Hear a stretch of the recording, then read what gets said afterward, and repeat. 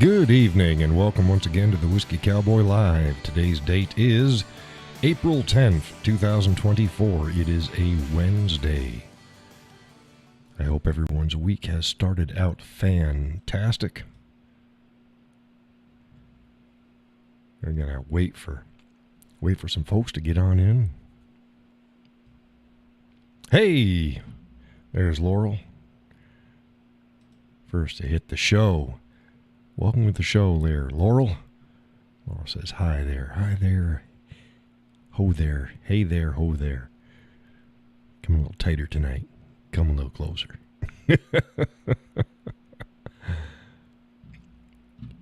222. Volume should be fine. Fine as wine. Fine as wine. 1, 2. There we go. Yeah. How's everything where you are, Laurel? How's your day been? We had rain today. It was a rainy day. Not a rainy day in Georgia. Might have been a rainy day in Georgia, but I'm not in Georgia. Rainy day in New Hampshire.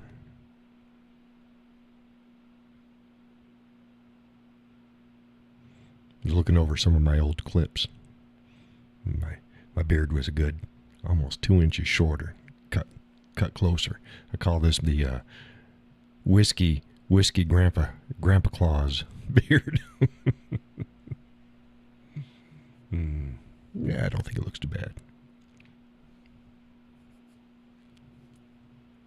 Fluffier, bushier. I asked the missus what she thought. She said, I like them both ways. as long as it's not something she doesn't like. She doesn't like it if I don't have it. So there we go. Doesn't like it when I don't have it. Tonight's coffee is Pistachio Cream, New England brand. Pistachio Cream. I remember Pinocchio. Say Pinocchio, yeah. Pistachio, Pinocchio. You know, get those P words in there and the O's in it. So, come up here and write it down. I think we just finished off this one. It's okay. We got plenty of other coffees. Now, can you hear me there, Laurel? I asked how things were there in your neck of the woods. Everything going okay this week? How's the weather?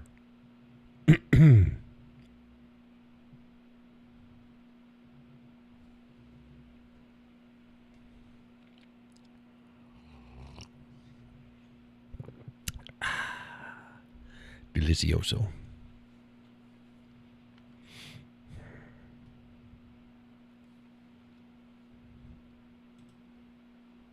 Still waiting for people to come on in. Where are y'all? Where is everybody? About 4.5 after. 3.5 after. 3.5 after. They need to come on in, because I can't start rolling out some stuff until folks show up.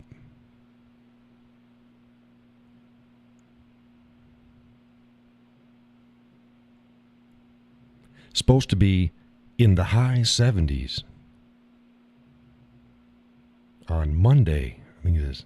Mrs. says Monday. I may have to get out on the water.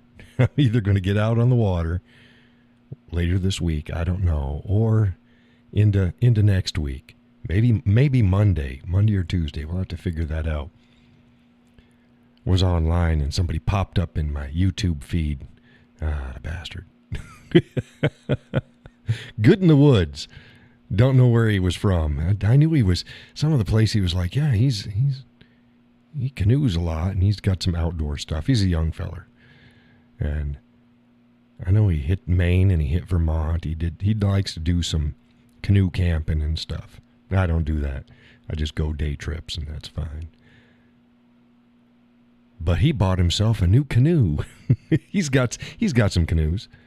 But he bought himself a new canoe day before the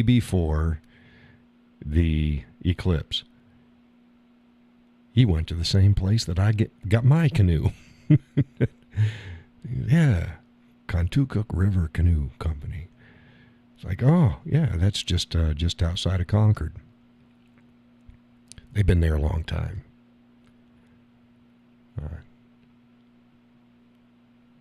Older fella used to own it. He sold it. Still there.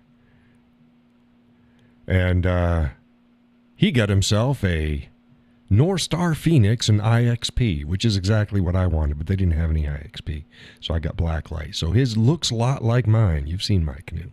It looks just like mine, except it's got a dark gray weave instead of a black weave. Mine's a black weave. This is dark gray. Laurel says, rainy day all day, today and tomorrow. Volume is good, as is the picture. Good, fantastic. Fantastical. So yeah, it's like, oh, he's been out twice. He was out earlier on one of his other canoes. And then today, he went out earlier today. I think it was either today or yesterday. He posted up the video today. His maiden voyage of his new canoe. Excuse me. And I'm like, oh. He wouldn't tell me where it was. See, he doesn't say online where he goes canoes. I may have to do that too. Just go canoeing and not tell people where I go, because a lot of people don't like their spots inundated, and I understand that. But I'm like, hey, we need to set a time up. We need to set a date, and we can get out on the water. We can go canoeing together. And he's like, yeah, it'd be a good idea. So look for that to happen. But yeah, before then, I'll be out on the water. It's like, oh. You turd? You've been out twice. I haven't been able to get out there once. Ah, damn it. Damn it. Damn him. Oh, my goodness. So it was like, oh. He was all bundled up. I don't know. Well, I mean, it gets a little bit cool, but the water was glassy smooth, which is surprising because where I think it was, man, there's always a wind there, something fierce, and it was glassy smooth. It's like, oh, that was beautiful. So we'll see. I'll get him to tell me. I'm still deciding where my first outing's going to be. I got some places I want to hit this year. I didn't make it last year, but there's some inlets in the farmers' fields and little swampier areas out by New Hampshire Technical Institution, NHTI, Concord. And they got a boat launch. Yeah, it's a ramp, boat launch. It's like, but it's on the Merrimack, so it's like, yeah, I don't want to be out on it when it's too angry. It's just, no, need to settle that down. So I got to find some nice pond, some little lake someplace without flowing water until everything settles down. We'll get out there. But yeah, looking at his canoe, it's like, hey, that looks like mine. But his is a little lighter, heavier in weight, lighter in color. Like I said, he's got a dark gray weave. I got a dark black. I got a black weave. Let's see what we got going on here. Hey, let's bring up, while we're waiting for folks, let's bring up the video I made today of the girls. Well, they're not in the girls. The eggs. Let's see what we got here. There we go.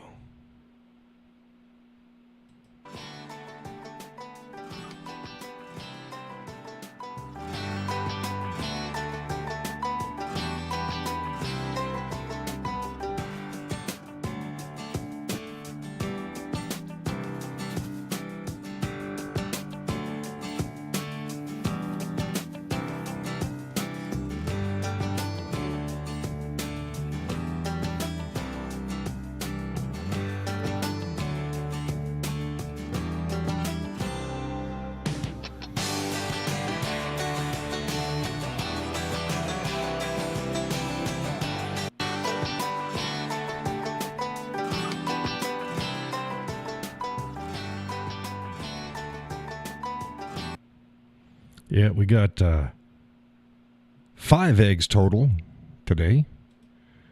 4 when I checked on them, when I made this video. It was just after noontime.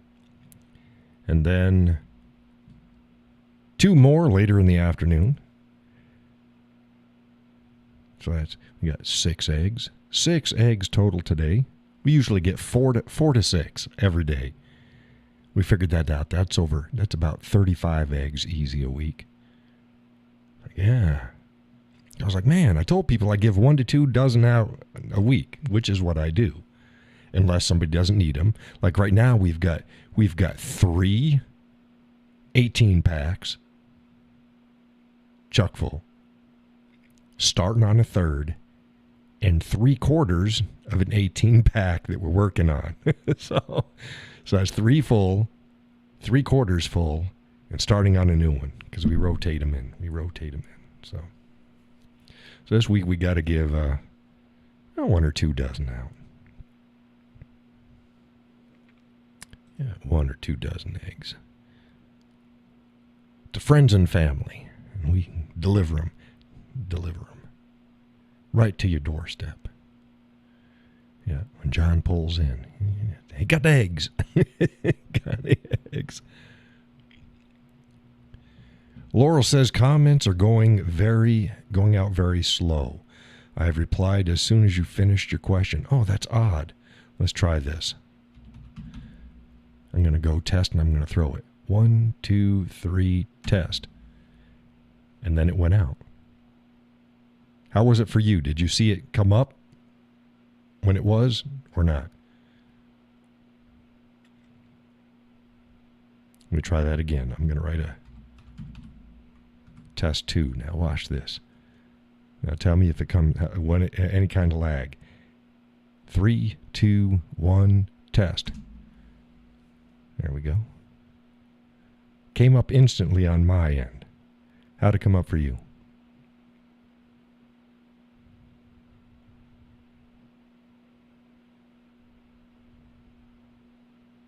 See, if she's delayed, she might have already answered me the first time around. I have no idea. Trying to figure out whether or not it's on her end or whether or not it's a YouTube lagaroni, Lagosaurus Rex. Let's pull up some other pictures here. I had to show a picture I did today, this afternoon. Here we go. There's a picture I did on my kitchen counter. Yes, I got a nice thick wooden countertop. Old school. It's an old house. There's my eggs. I call this the love of eggs. That is a pewter candy dish that I have. And I thought, oh, that'd look nice. So I filled her up with some eggs. Took the picture. It's not exactly right. Should be a little bit higher. Should be a little bit to the right. It's fine. Somebody said, that'd make a wonderful framed picture for a kitchen decor. And you're absolutely right. You're absolutely right. I used to do stuff like that. Offer that up. Yep, there it is. You still there, Laurel?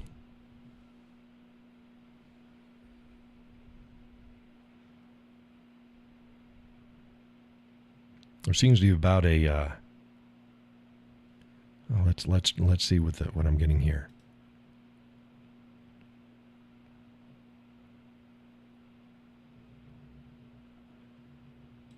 I got about a 7-second delay on my end. Probably went, I don't see that. Well, because I'm watching my live feed and I'm watching the YouTube feed. I got about a 7-second delay.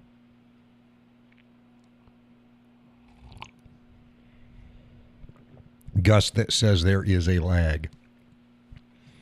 Yeah, that sucks. That sucks. Is it so bad, do you think I need to restart the show, or can we deal with this? You may just have to work with it. When it's super duper lag, it throws the conversations off. Welcome to the show, Gus.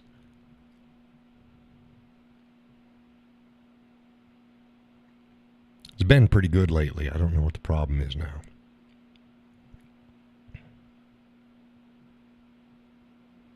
Do not know.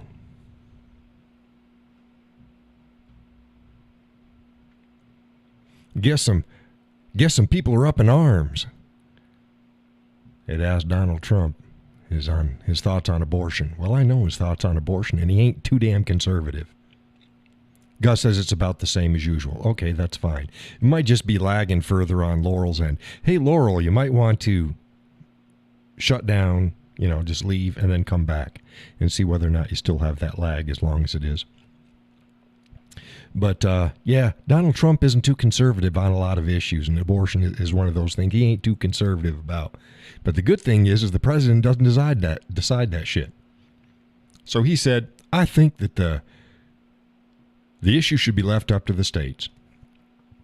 Smart decision on his part, because the president does not draft nor pass legislation. And here's another thing. I posted up like Governor DeSantis signs into law, X, Y, and Z law. And they're like, yay, Governor DeSantis. Governor DeSantis didn't do shit. When a governor signs something into law, the governor didn't do shit. He signed it into law. All he did is he just signed it into law. Governors are not legislators. They're executives. They act, they enact. They don't pass. He didn't pass a law. There's not a single governor in the nation that passed a law. There's not a single president in the United States history that passed a law. They didn't. They don't do that. The legislature does that. Good on them for signing it into law, but they didn't pass it. They can choose to not veto it, and that's good. That's good. But you didn't draft it. You didn't vote for it. You signed it into law.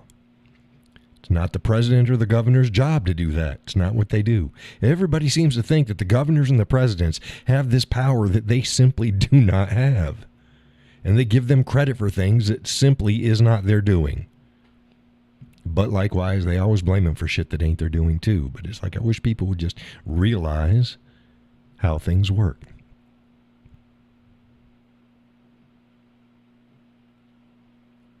Gus says, hi, Laurel. Posted up, NASA, good thing NASA was on top of it with the eclipse. They went and they got themselves an indigenous scientist. He was a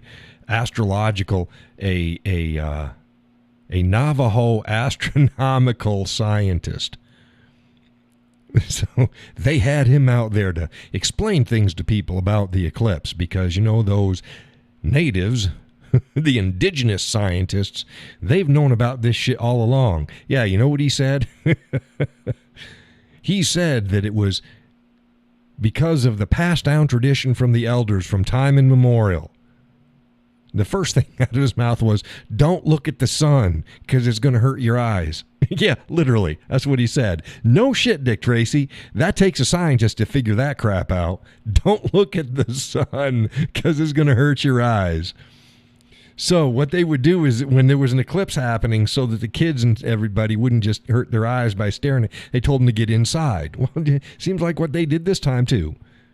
But then he talked about, it's the cycles and the cosmic cycle and the revitalizing. If it ain't the cosmic cycle cycle as in everything happens to keep spinning around each other. and every once in a while we get an eclipse. We'll get a lunar or solar eclipse because it's just the way it is. It's not some sort of a mystical cycle. It's just, everything's just spinning. It just happens that way. Revitalizing. It doesn't revitalize crap. Ain't nothing getting revitalized. Now, you can say the same thing January 1st, which is a day that's made up. It's a man-made day on a calendar. You can say that every January 1st is revitalizing. Everybody does their resolutions, New Year's resolution. Yes, they can revitalize something. That's the same thing as a solar eclipse or a lunar eclipse. Revitalizing. Because you can get up every morning and play that game. It's a new day. I'm going to revitalize my life. I'd suggest you do. It'd probably be a good thing to do. But yeah. And scientists, science is different. No, science is always the same. What you're talking about is religion and superstition. That's what it is. Not science. Throw me that hogwash. It's science. Indigenous science. Really? Indigenous science. No. Indigenous religion, mythos, lore, not science. You notice they didn't have any Christian science. It's indigenous science. Stop it. Science is science. I don't care whether it's Persian, Japanese, Chinese, Greek, modern, Western. Science is science. Science. it's formed on principles and stuff like that. But Gus says, and the smart people on The View said it was caused by global warming. Yeah, what the hell was her name? It was the young black chick. Sunny? Is her name Sunny? Sending this at 8:21.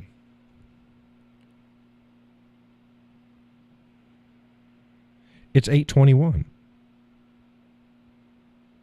You sent it at 8:21. I looked at my computer. It was 8:21. It came up instantly.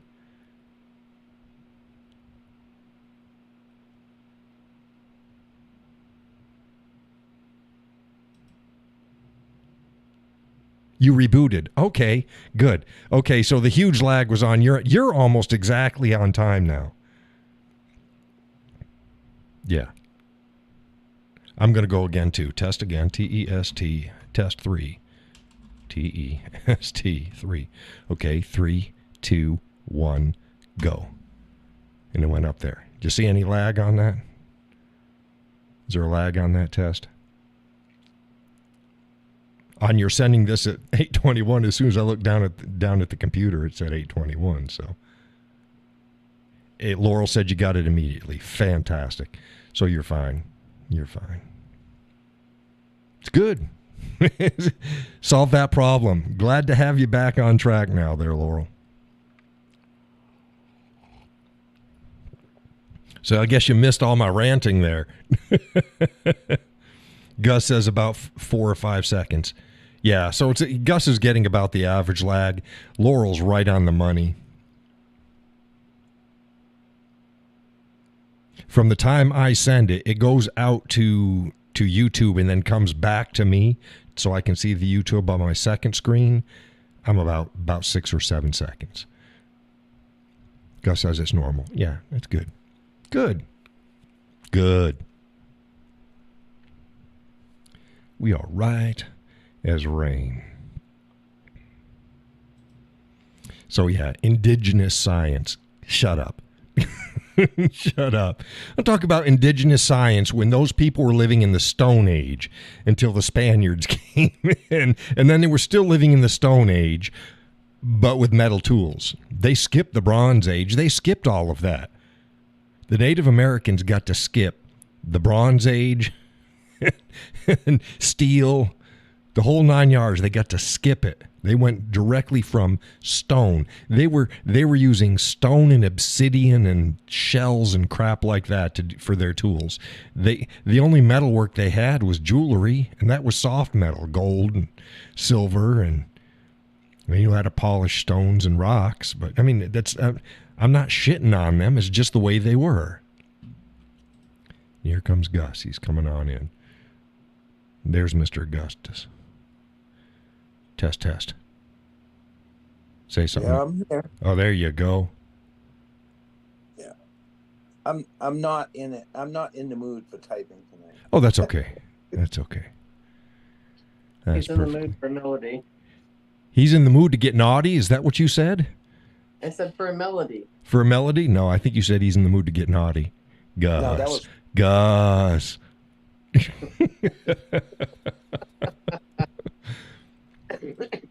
In the mood for a melody. Yeah, you missed that. I took out the guitar. I've been taking it out. I took it out 4 or 5 times tonight. I'd be watching a video and stuff like that, and a song would come on. It's like, oh, I can do that. So go on over and pick it up. I'm in the mood for a melody. I like being naughty better. I didn't get enough melodies. Yeah. Not now. You got Lucy crying. Yeah. Oh, is Lucy talking again? She's crying. Oh, she's crying? Why is she crying? I don't know. Because you don't want to play music. Because I don't want to play music. Well, yeah, well. It is what it is. Do you see my eggs picture? Yes, I did. Yeah. I like that. It's pretty cool. Yeah. I had it in my head and I'm like, oh, let's give this a try. Yeah, there it is. There it is. You see it? Yeah, you can make it. Yeah, got 6 eggs today. So you guys ready for another dozen? Mm-hmm. Yeah, Sally's like, yes. She doesn't care if she's got, 4 eggs left. Yes, she's ready for a dozen. You learned that lesson, right, Gus? I did. She answered before I could even Yeah. move a lip. she gave him a tongue lashing the other time. It's like, what? John offered eggs and you said no? Stop it. Say yes. Yes, we'll take those eggs. So yeah, we got 3 full 18ers, 1 3/4 18er, and starting on the new 18er. Wow. Yeah, it's like, ooh. Last week nobody took any eggs. No, you guys took eggs last week, didn't you? Yeah. Yeah. So I even still gave a dozen away last week, and I'm still up. Yeah. Came up right after the, what was it, Monday, I think, with the snow. Right after the snow. Oh. Yeah. Laurel says you have to have eggs on hand at all times. Oh yeah, I do. No, I do. The girls, again, 4 to 6 eggs every day, on average. So I got plenty of eggs. That's good. Yeah, it is good. And what's good is, again, they don't wean off in the wintertime. So it's not like, oh, we got to stock up because we're going to need more. No, this is what they're producing. It's like, yeah, that's good. Well, we'll have company this weekend and I think all next week. So. Oh, then you'll need some eggs. Yes. Yeah. We'll have to get you some eggs. What? It'll certainly help. Yes. Yeah. I'll get over tomorrow or Friday. Usually we hit you up on Friday. Yeah. But we'll see. Either tomorrow or Friday. It doesn't make any difference to me. Same time. Same place. I'll stop at the same place. How about that? Yeah. Not up the street. Same time, same place. Same time, same place. Same amount of eggs. Same egg channel. That's right. Yeah. Except you won't. I can give you one in return, but it won't be yours. Empty carton. I don't want anybody else's empty cartons. Okay. Just give me back mine. Well, okay. So if mine isn't cleared out yet, if you've still got just a store-bought one, because I've got a crap load of cartons. We've got a whole bunch of 18s, and we've got a whole bunch of dozens, and we have our own. Our own is the unbranded ones. Yeah. So we try to use ours. We store the eggs in branded ones, but we hand out the eggs in ours. Yeah. It'll be cleaned out. Make sure of that. Yeah, no worries. I am not carton shy. I got a whole crap load of them. Neither are we. That's the thing. And yeah, we went over and dropped some off at the in-laws. They did the same thing. Oh, hold on, I got something for you. It's like, crap. There's six cartons of eggs, or 6 egg cartons. It's like, oh, I don't need this, but okay, whatever. Because I'll take it. I'll burn it. It's good fire starting. Yeah, that's right. So they won't go to waste, but I don't need them for the eggs. So yeah. Put some dryer, whatever you want to call it, comes out of the dryer in there. And dryer lint. Dryer lint. Yeah. Dryer lint. Yeah. I couldn't think. Yeah, dryer lint. Put some dryer lint in the cartons. Right? Yeah. Yeah. That's good to have too if you want to go camping and stuff. Put a bunch of dryer lint in a plastic bag, seal it up. Yep. That's a good fire starter. It is. Yep.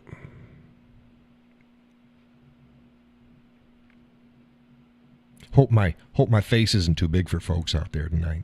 I decided to just change it up a bit and go with the close in view instead of the backed out view. I don't remember, so I And I Gus is couldn't like, see. you're fucking ugly as usual, so I didn't look. I hear your voice, so that's fine. Yeah. Oh, goodness. Yeah, so Trump is like, I think the state should decide that, and people are all up in arms. It's like, that's actually, good job, Trump. That's exactly what you should have said. It's what you should say on most things. If it's not the job of the president, say you have no view, or you're not going to state it because it's not a part of your job description. It's that simple. Well, the Supreme Court already said it was up to the states. Well, it's up to the states because the federal legislature did not pass any laws. Right. Correct. And if they don't, it's up to the states. If right. if somebody wants to make it a national issue, they have to pass it through the Congress and Senate of the United States. The reason Roe versus Wade was overturned is because that was a ruling based on the judges themselves. They basically pulled law out their ass, which wasn't there. And it shouldn't have been decided that way in the first place. I mean, Nope. people can agree or disagree of whether or not abortion should be legal or not, but the judges are not the mechanism to make sure that happens. They are not. So it's up to the states or the federal government via the legislation itself. Look, the federal government can pass a law, and then it would be the law of the land. But they didn't do it. So, yeah, it's on the states. Shit, the states have been ruling this way and that way from damn near the inception of the country. Right. There were states that outright banned it for any purposes back in the late 1700s. Yes. So the idea of banning abortion is not some new thing. It was just left up to the states. Some states allowed it, some states didn't. Most states had some sort of a restriction, some had outright bans. I'm not a outright ban kind of guy. I'm very simple on abortion. This is what my views, this is John's views on abortion. Number one, it's a horrible thing. But it's like self-defense in any other context. I think that a woman who is having her life threatened by an 18-year-old child of hers has the right to protect herself from the 18-year-old child. I believe that she has the right to protect herself from an eight-month-old child, as in gestation, not quite born yet, from inception. So if her life is in danger, not just her health, if her life is in danger, yes, I think an abortion is appropriate, just like any other time that her life is in danger. It's that simple. Boom, done. There's been so many situations like that where both have survived. You know? Yeah, I didn't hear you. Say it again. There's been situations where they said that, both lives are in danger, and it both survived. Yeah, and they have, and that's screwy. That's a misdiagnosis, to say the least. Yeah. Right. But for me, that's it. And they go, oh, exceptions for rape and incest. No, No, there. I don't believe there should be an exception for rape or incest. The child didn't do anything wrong. That's right. I have a granddaughter who was born from date rape. Yeah. I would not give her back to the world. Yeah, so why would you want her killed? Here's another thing. They say that the odds of a woman deciding on abortion drop drastically after they've seen an ultrasound, which is why they want people to see an ultrasound. See, that's the problem. You dehumanize a person, and it's a person inside the body. You can argue when is it a person? And go, okay. Right. I don't know. This is mine. I believe it's a vessel until a certain point, and then it becomes a person. I believe that when a soul is imparted into the vessel, it becomes a person. When that happens, don't know. I err on, well, I don't think it is, but let's say inception. We know that's life. So let's say inception. Yeah. I don't think that, I personally think that it's probably somewhere around a heartbeat time when a soul is imparted. But I don't impart souls. So it's like, are we going to go by John's standards, or I have no idea. I have no idea. I like to err on the side of caution. Inception. If the egg is fertilized and it's now dividing cells and it has its own DNA, because it does, leave it alone. It's a living thing at that point. Right, it's a living thing. But like I said, I don't know when a soul is imparted. I don't think that a soul is imparted upon inception. That's just me. But I'm not willing to bet a life on my belief. Right. So I err on the side of inception is when that's it. If you're pregnant, that's it. You can't do it. Oh, but it's like slavery. No, it's not. It's nothing like slavery. Because if that's the case, then I guess what? Parents are always slaves of their children until they leave? Because it's the same damn thing. No. And the amount of pregnancies that are caused by rape or incest is a statistical zero. I mean, they happen. Or let me rephrase that. The number of abortions that were truly because of rape or incest are a statistical zero.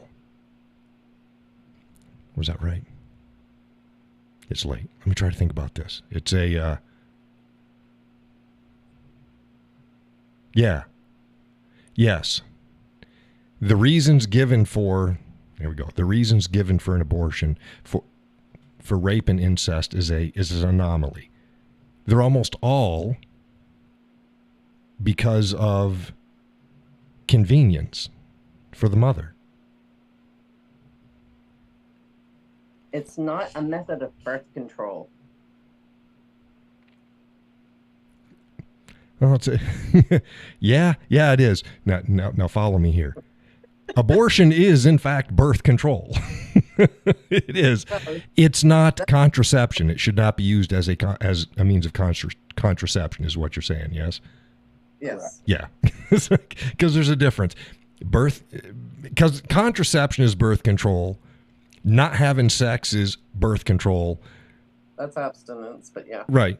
Abstinence is birth control, and abortion is birth control. Anything that controls whether you have birth is birth control. It's not freaking contraception.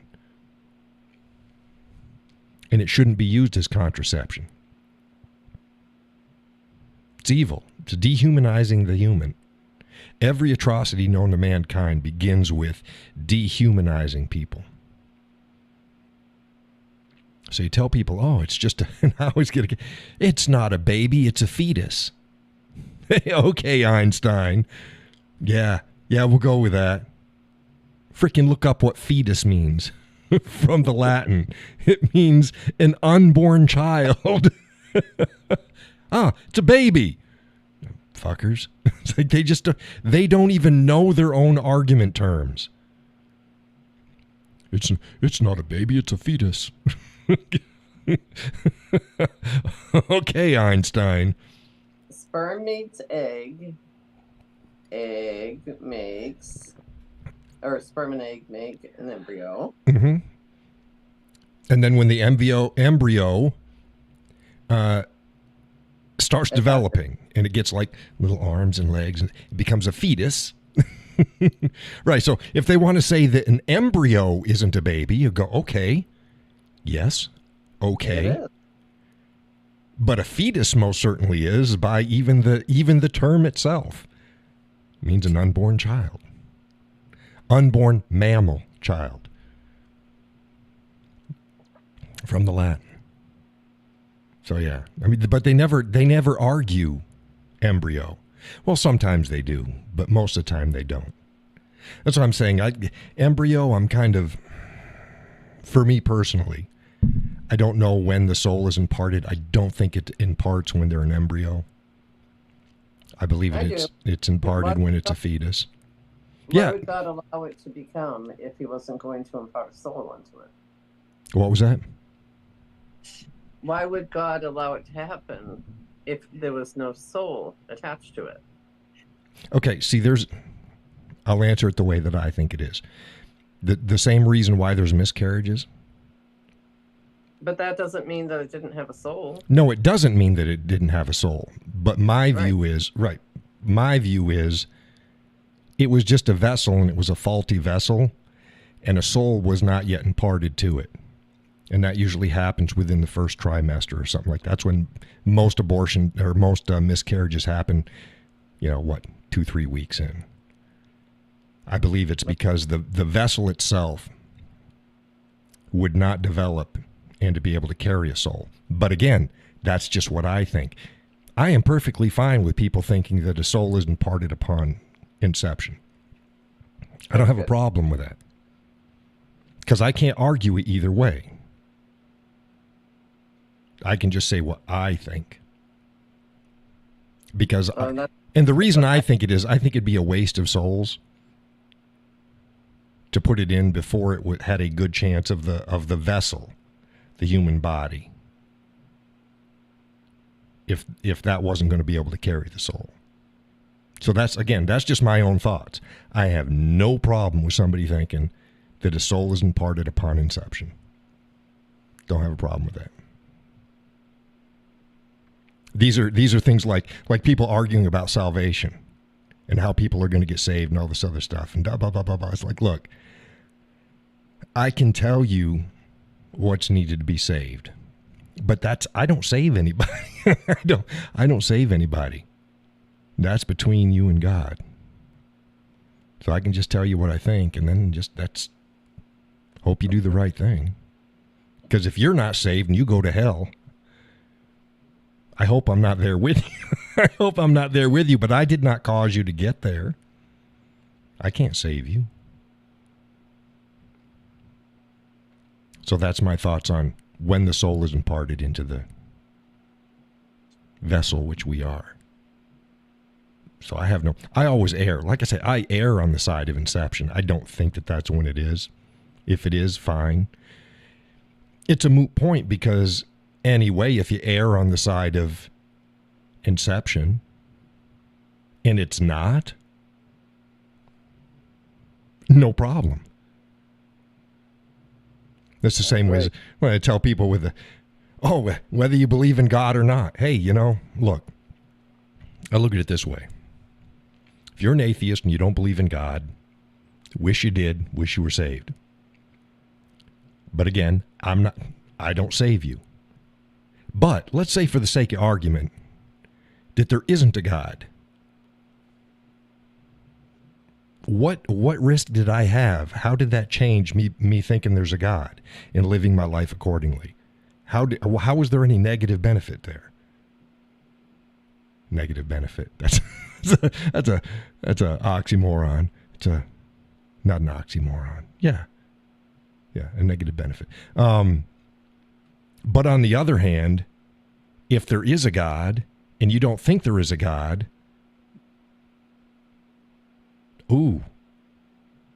who's playing the odds there? See, if you believe that there's a God and you live accordingly, you don't lose. Whether there's a God or not, you don't lose. If you don't believe there's a God and you live accordingly and you die, guess what? Wah, wah, wah. Yep. Yeah. So it's like, yeah, you can argue. You can argue all you want to. That's fine. Believe what you want to believe. Think I'm silly. Don't care. I don't lose anything. I live a better life. And when I die, there's a reward that was better than the good life that I lived or tried to live. Same can't be said with those who don't believe in God. Doesn't work that way. Saw something the other day. It's like, oh, follow me here. And there was a clip on YouTube. It was a short. And it was a Jewish feller. And people are all up in arms. Well, let's see. Laurel says, I feel the soul chooses the body and life it needs to teach or to learn here on earth. Well, that's another way to look at it. But yeah, it was a Jewish feller. He looked like a rabbi or something like that. He was definitely an Orthodox of some sort. And they were asking him about Jesus Christ. And he's like, no, I don't believe in Jesus Christ. I don't believe that a man died on the cross and then rose from the dead 3 days later. And, now we live under a new covenant and everything. It's like, and people are all up in arms. It's like, why are you upset about this shit? You do realize he's Jewish, right? Jews do not believe in Jesus Christ. They knew Jesus was a man, but they believed that he was a prophet at best, but was not the Son of God, and that he did not rise from the dead. That's what Jews believe. But I'll tell you what, Jews aren't trying to kill us over it. Jews aren't trying to subjugate us over it. That's why Jews and Christians are still very friendly and on terms, because we're both the people of the book. We just believe two different things concerning one aspect of it. But here's to the thing that got me giggling. I saw a bunch of Muslims post on it. Oh, Muslims believe in Jesus? Shut the fuck up. Muslims believe in Jesus. Yeah, Muslims believe that Jesus Was a prophet. And that he was not the Son of God. So they believe pretty much the same damn thing that the Jews believe. But they wanted people to go, oh, no, we're different. We believe in Jesus. No, you believe in Jesus. You don't believe in Jesus Christ. Because Christ is the title.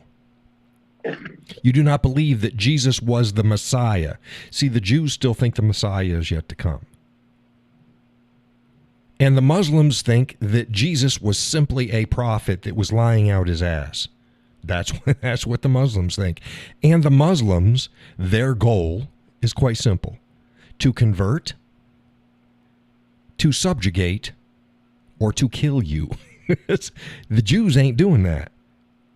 They're not trying to convert you. They're not trying to subjugate you, and they're not trying to kill you. But see, this is the taqwa, the command to lie. Oh, you really, yeah, Muslims believe Jesus Christ, believe in Jesus. They knew Jesus. Yeah, well, shut up. No, you didn't. You said he was just a prophet. You're just as, in that aspect, you're just like the Jews were. I don't have a problem with that. Think what you want. But again, the Jews are not trying to subjugate, convert, or kill us for not subjugating or converting. Stop it. Isn't that right, Sally? Wasn't listening. What I was reading. are you reading? Reading the Bible? Reading the Holy Scripture? No, I was not. No, she was not. Was it the weather? What was you reading? No, I was just reading a little story. A little story. Yeah. You want me to have Gus read it to you? Oh, Gus can't read. What are you talking about? Gus is like, damn it, John. Stop it. Yeah. No, what's the story about? Gus doesn't need to read it, but. Once upon a time, there wasn't where all the feelings live. Happiness, sadness, knowledge, and all others included love. One day it was announced to the feelings that the island would sink, so all constructed boats and left except for love. Love was the only one who stayed. Love wanted to hold out until the last possible moment. When the island was almost sunk, love decided to ask for help. Richness was passing by love in a grand boat. Love said, Richness, can you take me with you? Richness answered, no, I can't. There is no love of gold and silver in my boat. There is no place here for you. Love decided to ask Vanity, who is also passing in a beautiful vessel. Vanity, please help me. I can't help you, love. You are all wet and might damage my boat. Vanity answered. Sadness was close, so love asked Sadness, let me go with you. Oh, love, I'm so sad that I need to be by myself. Happiness passed by love too, but she was so happy that she didn't even hear when love called her. Suddenly there was a voice. Come, love, I will take you. It was an elder, so blessed and overjoyed, love even forgot to ask the elder where they were going. When they arrived to dry land, the elder went her own way, realizing how much was owed the elder. Love asked knowledge, another elder, who helped me. It was time. Knowledge answered. Time, asked love. But why did time help me? Knowledge helped. Knowledge smiled with deep wisdom and answered, because time is capable of standing how valuable love is. That's what she was reading. Where'd you read that from? Facebook. Facebook. See, Facebook isn't all bad. You got to pick and choose. I try to pick the good things, you know? Oh, isn't that cute? That was a cute little story. Yeah. I was talking to the missus the other day. I got off on a rant. I get on those quite often. Someone will say something stupid. It's like, yeah, you're full of shit. Stop it. They're talking about love. And you don't know if you love somebody right away, because there is no distinction immediately between love and infatuation. That's where you get that whole thing about time. Time tells you whether or not it's actually love, because infatuation will always fade away. Now it can flare up, but it will always fade away. Love is that bond, that feeling, that draw that does not go away. That's how you can tell if you love somebody versus whether you're infatuated with them. Oh, I love you. I love you. Stop it. You don't know yet. You don't know yet. Give it some time. It might be love. It might be love. It might be infatuation. Time. Time and hardship. Hardship will really tell you about love.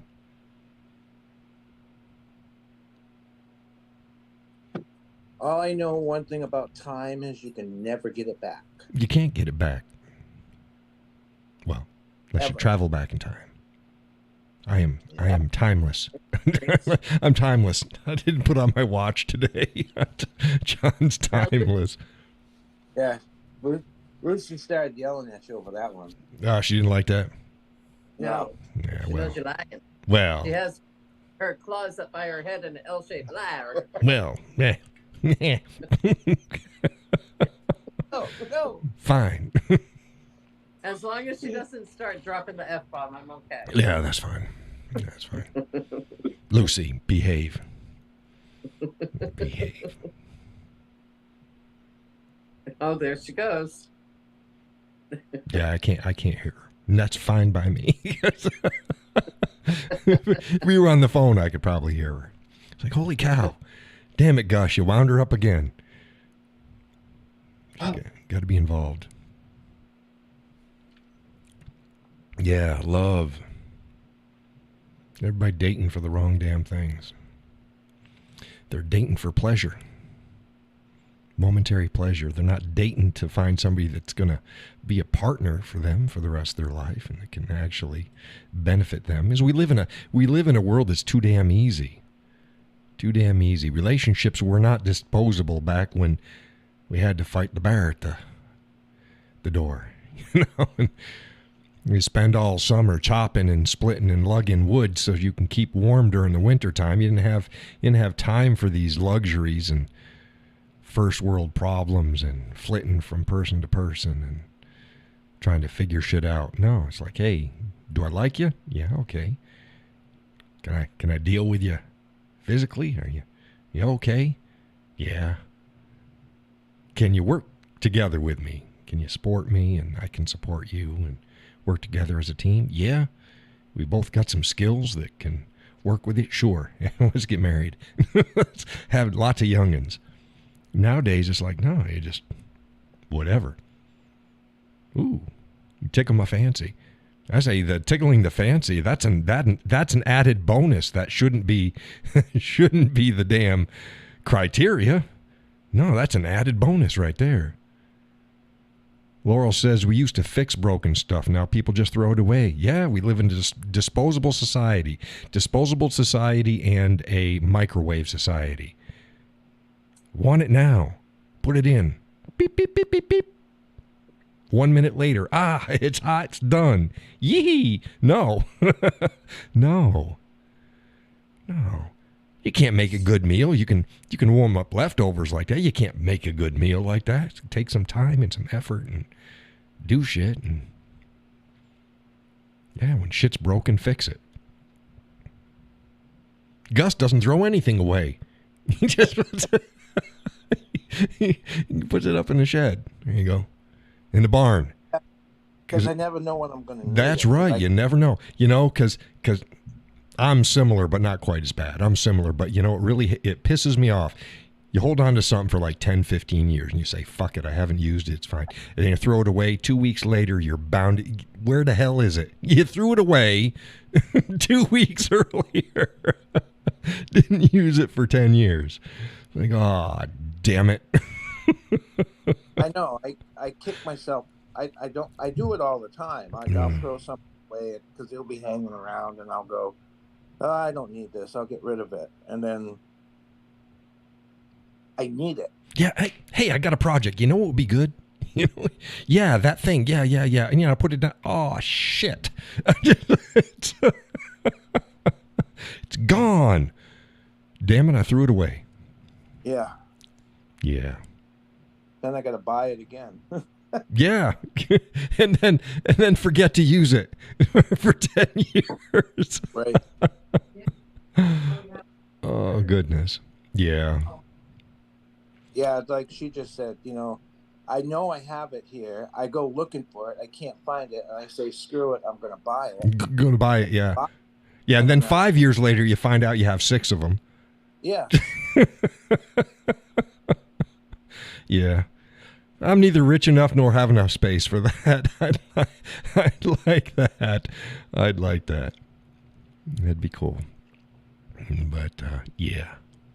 It pisses me off when I do that. Yeah, it happens. I do it every once in a while. And the missus just says, well, now you got an extra. That's fine. What I do is if I have an extra or something, I take it to camp and I leave it up there so that way there if I need it up there. Hey, see, there you go. I do that with a lot of stuff. Yeah, that works. Yeah. Yeah. I have one at camp and then I go look for it here. I can't find it. So then I'm mad because I can't get it at camp. Yeah. So then I got to buy another one, so I end up with 3. Well, hey, one in the truck, one at camp, and one at home. Yeah. Laurel says my husband did that all the time. Yeah, and then Mrs. We were talking because we're thinking about sheds. I've decided I'm going to get a 12 by 20 and just do it all in one shot, Gus. Just so you know what my decision is. I'm just doing. It's just more cost effective and I get more space, and so I'm doing a 12 by 20. Yeah. And I'm actually going to put it next to the Franken-Zebo, from there to the side of the property where the dog's pen is now. It's going to take up half of the dog's pen, but that's the flattest part of the backyard. So it's like, oh, that'll work out great. So that's what I'm going to do. So I'm talking to the missus about everything, and she's all excited. She's all excited about it. And she goes, you know what you need? I'm like, what? She goes, you need drawers. That's what she said. You need drawers. I'm going, I need drawers. I got plenty of drawers. I need drawers. She goes, yeah, for your shed. I'm like, I need drawers for my shed. Drawers for my shed. Oh, you're talking about a rolling tool chest. Yeah, drawers. I'm like, yeah, I could probably use some of those, but you're looking at another, $300, $400 for those. Yeah, for years I had just a top box, and that on I didn't have it so that I could roll it around. Then I happened to Harbor Freight had one on sale, and I got it for I think $269. And now I got my top box on that, and so I got all my tools in there, and I move them whatever I want. Yeah. Oh, it's a good idea. I've got a bunch of old partial sets, which it happens. I really like. I got a Husky set, and it's a good. I don't know. It's like I'm trying to get into the camera view. It's a big Husky set, and it's got the lid, and it's got everything in it, and it's got several drawers in it. But the problem is the drawers, and it's plastic, which is fine. Yeah. But the drawers come out, and they'll just come right out. There's nothing to hold them in place. So if you're carrying it from the top, and it's all latched in, and you tilt it wrong, all the drawers are going to slide out, and I've had that happen, and then you got tools everywhere. So I love the set. Good tools. Great price. I just don't like the container that it's in, because you can't lock the drawers. Yeah. But the good thing is if you have those wheeled chest of drawers, you can just take these out and you just set the whole thing inside one of the drawers, because they've still got all their little spaces and stuff. Keeps them in. So you just set that inside, so it's fine. So I told her, I said,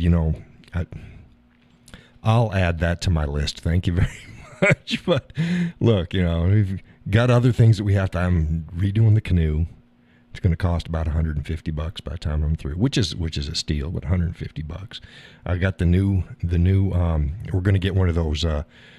They're the hooped, because they're the stronger of the soft-sided sheds or carports. Yeah. Because it's a hoop. It just distributes the weight a lot nicer than the angles. So I'm going to get a hoop one. That's going to cost about $500, I think. Which again, that's a steal for 12 by 20. Oh, so I'll get that. What else did we have planned? Oh, I still got the damn dumpster at the property. That's another $1,000 right there. Then if I can't get the property sold by July, there's another few $1,000s right there. So it's like, yeah, shit adds up pretty quick. So it's like, yeah, rolling tool chest is the least on my list. Bless you, baby. Bless you. Because she knows the better I've got stuff, the easier it is that I can do the things that I need that she wants done. It's that simple. Hey, new tool, not a problem. See, we're another like that. We're not, some women, if you get them a new vacuum cleaner, they get all, oh, that's a terrible gift, or a new toaster, or a new blender, or whatever. Wow, that's terrible. No, not the missus. She's like, yeah, fantastic. Let's go. We're going to upgrade this. We're going to replace this because it's about dead. We're going to do this. We think very practically, that if it's something that helps either of us do what we need to do better, everybody benefits. So by all means. She got a new toaster. New toaster. It's the simple things in life. I'll tell you a little quick story. I bought a new welder last year, and I haven't really had much of a chance to mess around with it. Meg? And at the same time, I bought one of the new masks that's an auto darkening. Mm-hmm. You're talking about an electric welder, right? Yeah. Yeah. Yeah. So I bought a flux core instead of my arc welder. Watch your language, Gus. This is a family show. Yeah, it's a flux welder. Oh, there he goes again. Flux you. Okay, so you got yourself a flux welder. Okay. Right, and I hadn't used it, so I needed to weld up some stuff, I don't know, a week or so ago. Mm-hmm. So I said, I'll put it together and I'll try it. Well, I tried like 10 minutes of it and I said, yeah, I need to practice on this. I'm just going to go back to what I know. Mm-hmm. Well, in the meantime, I have that new welder helmet, and I had never used one before, one of the auto darkening ones. Mm-hmm. And what it does is it runs off of a battery. So you put it on your head and you can look right through it. And the second that thing flashes, it darkens. Right. So I was so giddy when I was welding the other day because I was like, I should have bought this 20 years ago. Yeah.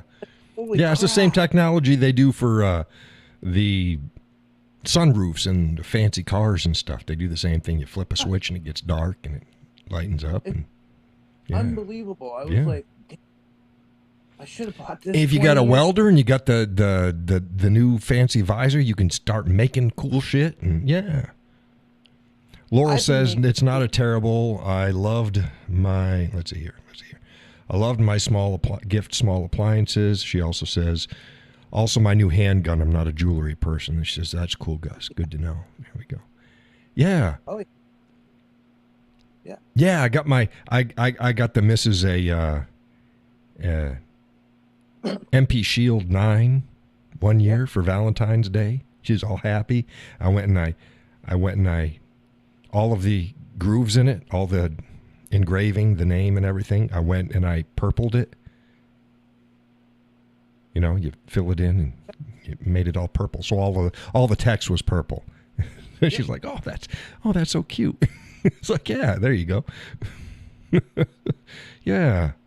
This all jewelry. What are you going to do with jewelry? It's good to have jewelry. That's fine, but we don't go to balls or anything like that. Oh, and she has jewelry. I'd get her more if she wants some, but she doesn't like people. So she doesn't go out. Yeah, stuff, things that we need. If you need something for the car or a tool. Nail gun. She doesn't get a nail gun. She wants me to get a nail gun. I haven't got one yet because I got one of those air compressor thingies. So air tools are. Yeah, we can get some air tools. The really expensive part is just getting the good air compressor. Once you got that, each of the items is much less to get than the system itself. So yeah, I need a pressure washer. You got a pressure washer? I got one that leaks like a sieve. Yeah, it leaks like a sieve. Yeah. Can we fix it? No. How's it leak? It leaks out one of the ends going onto the gun. So got a seal that needs to be replaced? What's up? No, there's no fixing it. Fuck. Because I was looking at that too, because the house needs pressure washing. It's like, oh man, yeah, the house needs washing now. Looked at them online, and you're looking at a couple $100 for one of those too. It's like, oh Jesus. Orion says they all leak. Yeah, I don't mind a little bit of leak, but just as long as it's not spraying out all over the place. Yeah, this pours out. Pours out, yeah. You want the majority of the water coming out the right end, but yeah, I was looking at the house going, I could spray it. I mean, you could get chemical stuff, it's pet friendly and just spray down your house and then use your garden hose, but power sprayers are so much nicer. You know how my son picked one up, and you know where he bought his? At a pawn shop. Pawn shop? Yeah. Yeah. He picked up I think it's pretty close to a $500 pressure washer. He paid $150. Oh, wow. It's a good deal. Yeah. I said, they got any more? He goes, no. No. No. Fuckers. But yeah, it's this spring, just because the thing is we did not get enough snow and rain this winter. It would normally wash the house down. So it's just got grime built up on it. It's like, holy crap. No, I don't like that. I'm not Better Homes and Gardens. I do like neat and orderly and not grungy. Yeah. Did some yard work, took out some weeds and put another weed barrier down on the side of the house and put the damn mulch over the top of it. One thing at a time. Well, today I took the snowblower off and put the loader back on. There you go. And all those stumps that I was telling you that I needed to haul down back, I made 20 trips. Wow. You say you lifted them up with the tractor. With the pallet tines? Yeah. With the pallet fork. Yeah. Hey, and welcome to the show, Orion. Stumpy. How you doing, Mr. Stump? Woody hasn't been to the show in a while.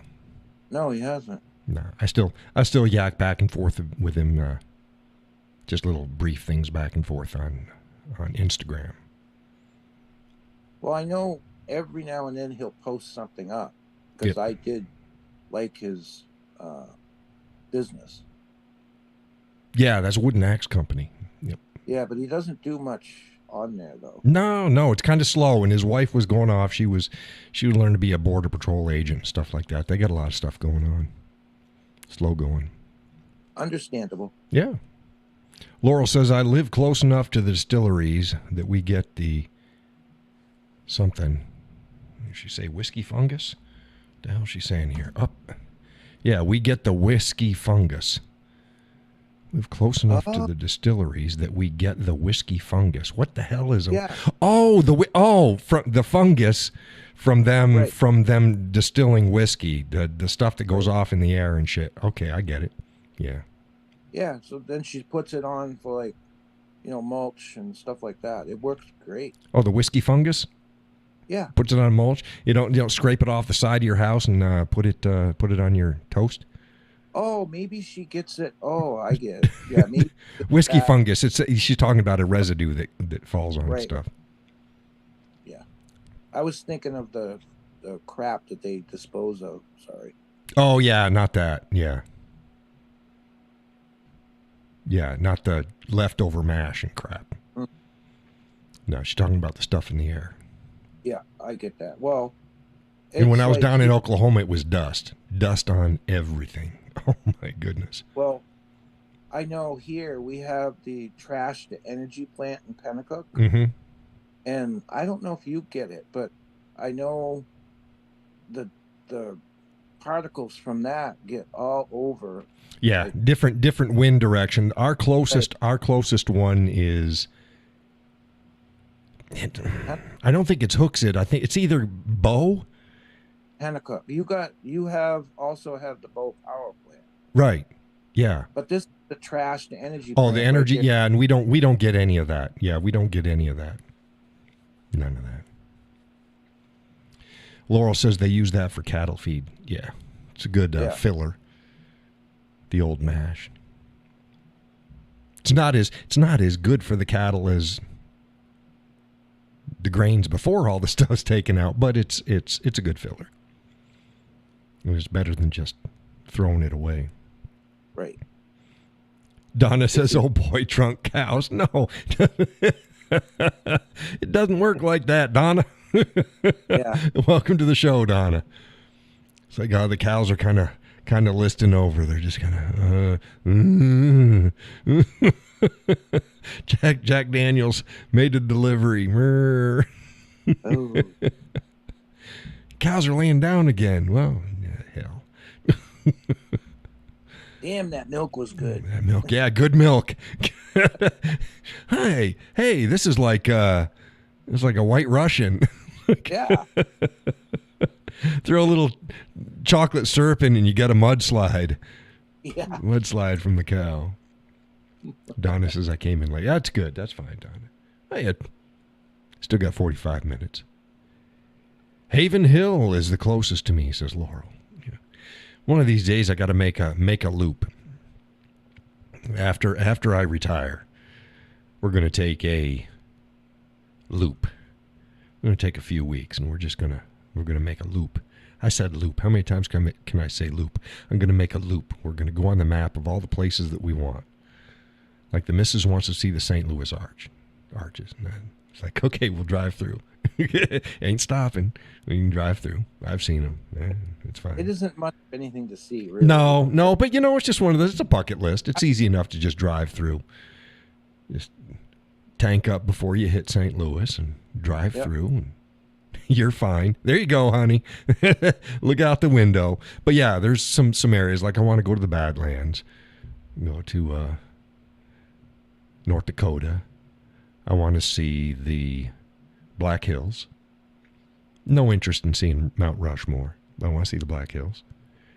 For those who don't understand, they're called Black Hills because it's actually trees. They're green, but from out in the prairies, when you look west, the hills look black compared to the prairies. Hence the Black Hills. Laurel says, I love the Badlands and the Black Hills. Yeah, so I'm going to try to hit both of those. I want to have some hats made up by Rands out of Billings, Montana. Similar to what I have now. I think the shape is about right. Maybe give it a little bit more of a pitch to the front on the crown. We'll see. But there I'll be able to see because I'll be able to work it out and see what's going to work with the shape of my face and everything. Pretty close to what I have. And once I get my head measured, as long as it doesn't change that much, and it's probably about where it's going to be, I can call up any time and say, make me up a hat, because I got my measurements. But yeah, I want some hats made up at Rands. I want to hit the Bitterroot Valley. That's the valley where Yellowstone, Chief Joseph's ranch, is in the Bitterroot Valley. Let's see here. What else did I want? Maybe or maybe not hit Glacier National Park. That's in northern Montana. But let's see what else. Oh, I want to hit the Grand Canyon. Never seen the Grand Canyon. Want to hit that. Want to hit Yellowstone first. So Yellowstone National Park.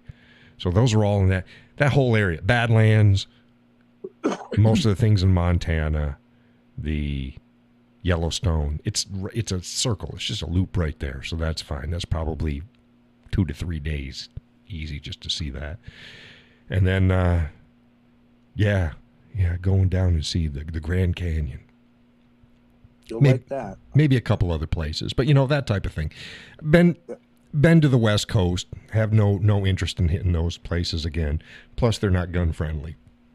Excuse me. So that's going to factor in how we drive and what we do. And then on the way back, hit all the whiskey places that we can. Yeah. But again, that's on the way back, not on the way out, on the way back, and then just fill it up and get goodies on the way through. I'm not interested in seeing tours. A lot of people go, I got to see the tour. I've seen it, been there, done that. Haven't been to those distilleries, but I've been to distilleries. I got no interest in that. I have interest in the whiskey. I want to see the whiskey, so I can go and I can pick up the whiskey that I want and then drive home. So that's my retirement plan. I think that's good enough. What do you think? Sounds good to me. Yeah. Laurel says, jump into Wyoming to see Devil's Tower. It's impressive. Oh yeah, you're talking about the place for Close Encounters of the Third Kind, right?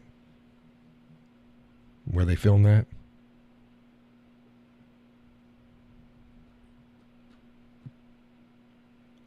The ranch that's got its name from that. The last I knew it was for sale. They might not be for sale now, but last year it was for sale. The Devil's Towers Ranch. Huh. Yeah, so you could have a ranch and always see the Devil's Tower because I think it was like on the outer edge. I keep track of the ranches. But like I said, logistics, man, New Hampshire is just so great logistically. And then I don't have to worry about bank accounts or changing anything over. It's just, I'm already here. And I got the Four Seasons. But yeah, to see the Devil's Tower. Yeah, that's easy enough because like I said, it's right along the loop. And then drop straight down through there. And Well, hell, then you're talking about Colorado, Oklahoma, Texas. See, I've always been there. That's my neck of the woods. I know what's there. And then, I love New Mexico. I don't think there's anything. I don't think there's really anything to see for me in New Mexico. But no. What's in New Mexico that I need to see? If you've been to like Arizona, probably nothing. Right. So I'm saying, I've been to Arizona. I've been to New Mexico. I love New Mexico, but there's no. I mean, I drive through there because Grand Canyon. Well, it depends upon how soon you shoot west. Right. Once you hit Colorado, you shouldn't even have to hit New Mexico. You could just go Colorado and then Utah. So I've been. It's beautiful states. I love New Mexico, visually. Judy says, "Howdy, Cowboy. Howdy, everyone. Hey, Judy, welcome to the show." Hi, Judy. I thought about settling down in New Mexico too. It's so rugged and nice, but logistically, it's just logistics ain't there. It ain't happening. A lot of the states out west, they're very, very beautiful. They ultimately are. But it just, I don't know if I really want to live there. Yeah, it's just. This is what I like to do. Here's another. I love to drive.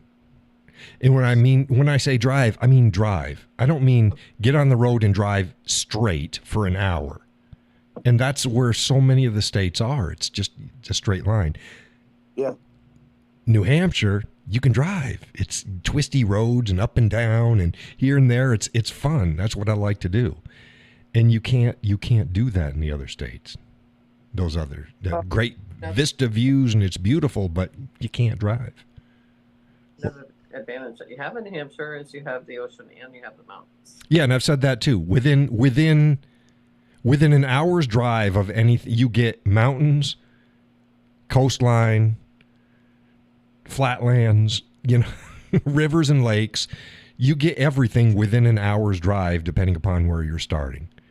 Like, let's say Concord. From Concord, well, hell, the White Mountains are what? An hour and 45 to the White Mountains. It's straight about shot to the coast. It's about an hour. Yeah, about an hour. You can go to Vermont in about an hour. And if you want to go to depending upon what direction you want to go, yeah. And if you want to go to the border, you can be at the border in 3.5 hours. Yeah, 3.5. Yeah. And there's all sorts of things that you can see within that radius. So, Laurel says Kentucky has some great drive. Yes, Kentucky does. Tennessee does. The mountainous areas of Virginia, anywhere the Blue Ridge Mountains, the Appalachian Mountains, because the Appalachians they come right up here and then straight into Maine, catty corner into Maine. So we get all of that. But Kentucky does not offer me, aside from whiskey, doesn't offer me anything that New Hampshire doesn't have. But there's a shit ton that Kentucky doesn't have. And again, logistically, you're never that far away from anything that you need. And whenever there's a shortage, it's really not that big of a deal here in New Hampshire. Not usually. Yeah. So, yeah, Kentucky's it's not even, again, beautiful, beautiful state. Looks like New Hampshire, a lot of it. Not quite as rugged. The same way, again, Tennessee, areas of Virginia, the Carolinas, North Carolina. Hell, we talked about down in Arkansas and northwestern Oklahoma. You got the Ozarks. Looks very much like New Hampshire. So you go, well, what more does it have to offer you? Doesn't have all the things that New Hampshire has. And New Hampshire has better gun laws and laws in general. I don't want to take a step backwards. People were shocked. Oh my goodness, Florida didn't even make in the top 10 for gun laws in the United States, and people were outraged because they believed the lies. The same way with Texas. Texas didn't make it in the top 10. New Hampshire was number 2. Yeah. Yeah. People believe hypes of states. Texas isn't as gun friendly as everybody has guns. Bullshit. They don't carry them. And they can't carry them in the open. Florida, you can't carry them in the open. You know, and then there's so many places you just can't carry at all. Yeah. These states aren't as gun friendly as people think they are. New Hampshire. It's within the top 5 in any listing. It's usually 1 or 2. For constitutionality and gun laws. Usually 1 or 2. But it's always in the top 5. Texas and Florida ain't. Laurel says, I love it here. Laid back in my little town. Louisville is an hour away. Nashville is 2 hours away. Everyone carries here. Yeah, no, that's great too. That's great.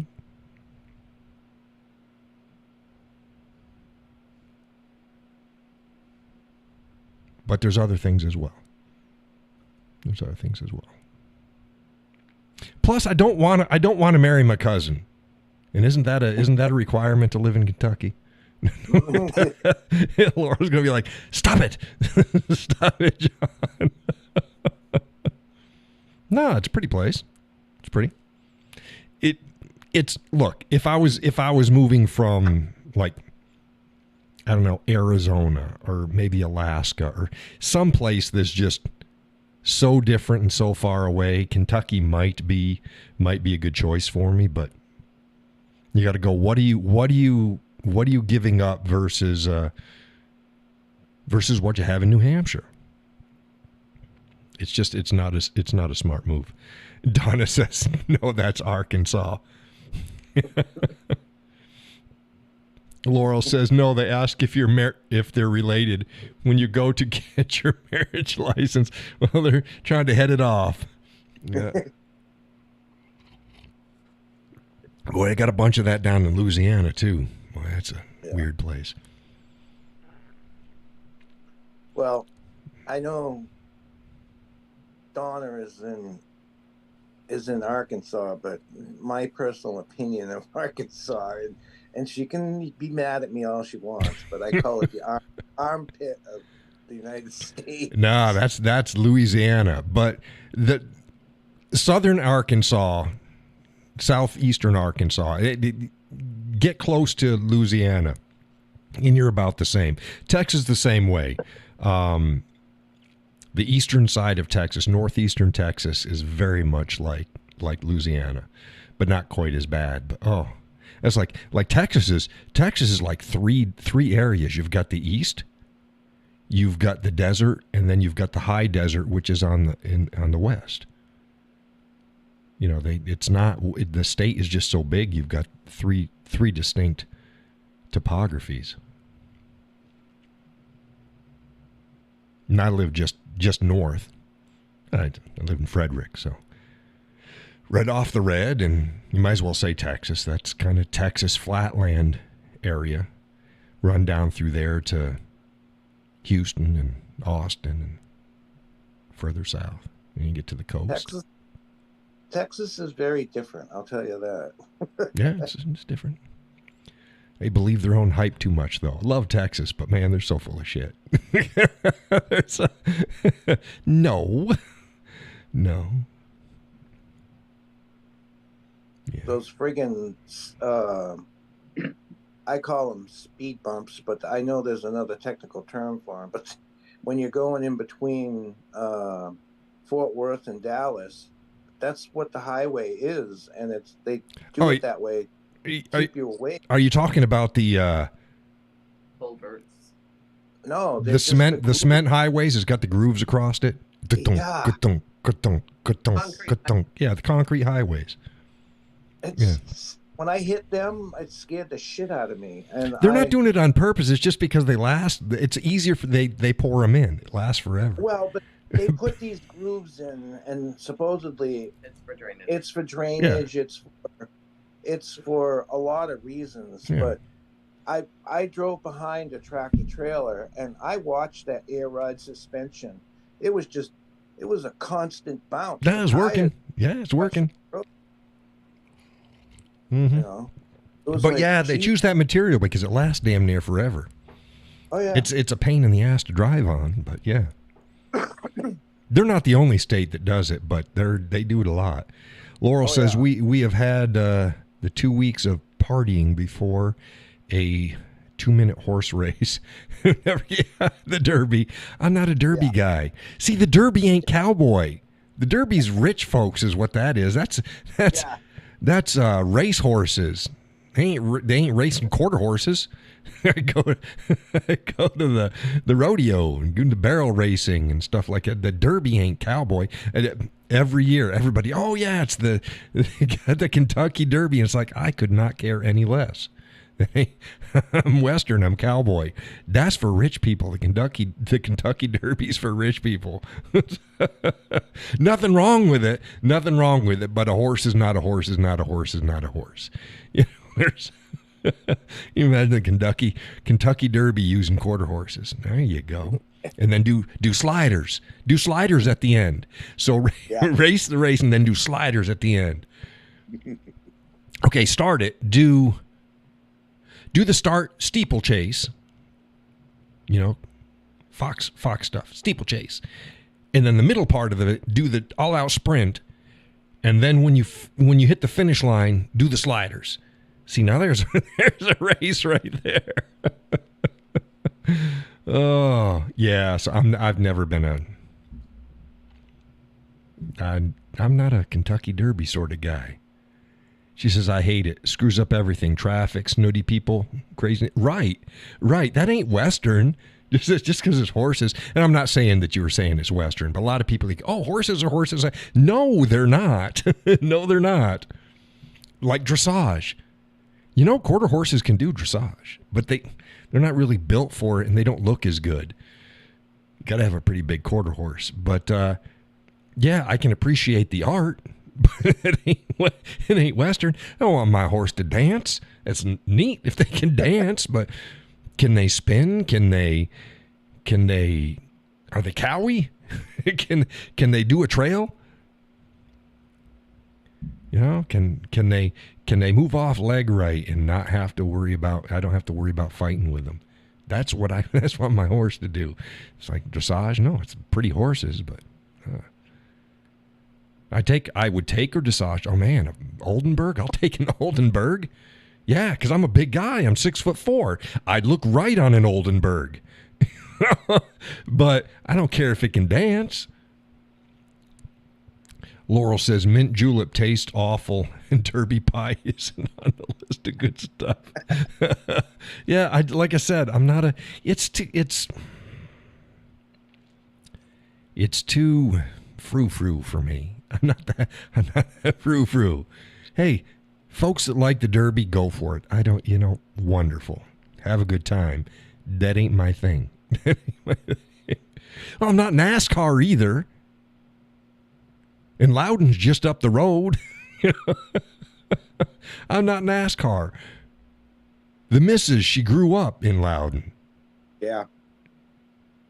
So, yeah, but I'm not NASCAR. I could not care any less. I'm not football either. It's like, John, what the hell? No, I'm just a country guy. It's just, look, no, I don't get into all that. Overpaid people playing child's games. Tell you God's honest truth, I'm not a rodeo guy either. I can't see the sense in riding a bull. I can't see the sense in bucking broncos. I just don't see the sense in it. What's the sense in it? You don't need to do that to break an animal, and you're not going to break a bull.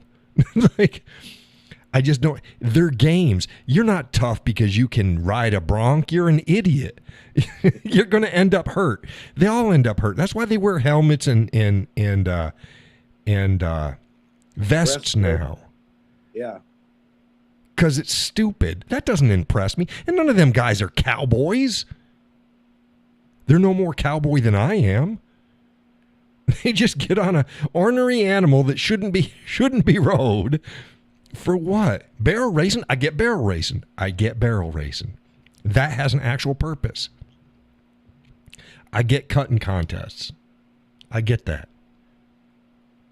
Sort of get sliders. Sort of. For those that aren't familiar, sliders are you take a horse, you get them to run real fast, and then you get them to stop. And they hunker down in the back and they slide their rear legs out, and they measure how far they slide. Those are the sliders.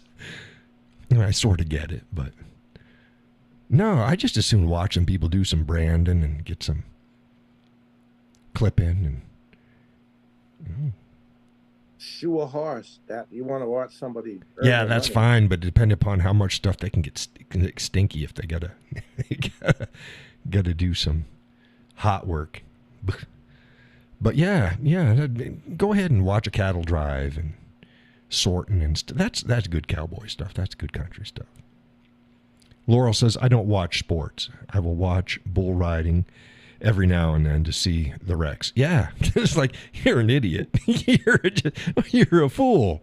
Okay, go for it.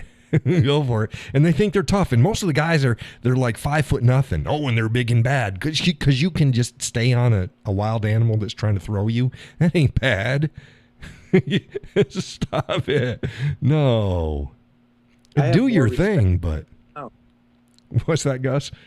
I have more respect for the clowns than I do the guys. Yeah. And the clowns, that's the shit right there. Rodeo clowns. That's the guys that get some balls. You got that right. Yeah. Judy says, I'm a bull riding fool. I love it. I know Judy's mentioned that before. I'm giggling over here. This is a family show. Cut it out. Yeah. but yeah, no, I get it. It just doesn't do anything for me. Laurel says my uncle did the barrel racing, pole bending, and keyhole. Is that what she's saying here? I gotta pop it up there. Yeah, keyhole. He had a red Appaloosa. She was good. Yeah. I like what I would call them practical competitions. Are they designed after some real thing? Right. Like bucking broncs, that does not in any way, shape, or form really. Excuse me, that's what you envision what breaking a horse would look like, but it doesn't look like that. And the smart cowboys, they'll never do that shit. That's what you might see in a movie or read about in a book or something like that. That's a fairy tale, but that's not really how it works. But I've broken at least 2 horses and been around it many times, and it does not look like doesn't that. look like that. No. Look, if it looks like that, you've skipped a lot of steps along the way. They did. Because there's steps that you do, getting used to stuff on their back, then getting them used to a saddle, getting used to extra weight, there's a step in there. So by the time if it looks anything like that, you've not done your job right. Donna says, I like the cutter's best. Yeah, see, that's a good competition. It has a purpose. Right. Has a purpose. Yeah, they fucked up horses with it though. Oh yeah. You look at the horse breeds now, and a lot of them are downhill. I like a neutral. Now, well, you've got uphill or downhill. There you go. Neutral is neutral. The front and the back is neutral. The back's in between. You've got uphill. The back is a little bit lower, so it looks like you're going uphill when they're just standing. Downhill is the front is lower than the back. Now, so many quarter horses are bred downhill, and some people like it, some people don't. There was a discussion. I was following a discussion, and one of the breeders was going, "You're going to continue having downhill horses as long as people want a downhill horse, and they want downhill horses because they're better for cutting." Because it keeps their front end lower to the ground and they can move back and forth a lot quicker. So a good cutting horse is a downhill. Laurel says, my husband in his younger years actually stayed on a bull for half a second, and yes, alcohol was involved. He worked on a ranch, Oklahoma, pushing cattle. Yeah. Yeah, they're not. But here's another thing. Not all bulls or cows are going to buck you. Especially if they know you. People ride bulls and cows all the time. Just like you ride a horse bareback. You can get up on them and you can ride. Well, I can tell you firsthand as well, though, some cows and cattle, they don't like people. Well, no. Those are the ones that they like for bucking in the same way with the bulls. Yeah. You've got natural. There's some that just don't do it, and they won't make it into the circuit. But yeah. But I'm talking about your standard cows. Yeah, you're not talking about rodeo stuff. You're just talking about cattle. Yeah.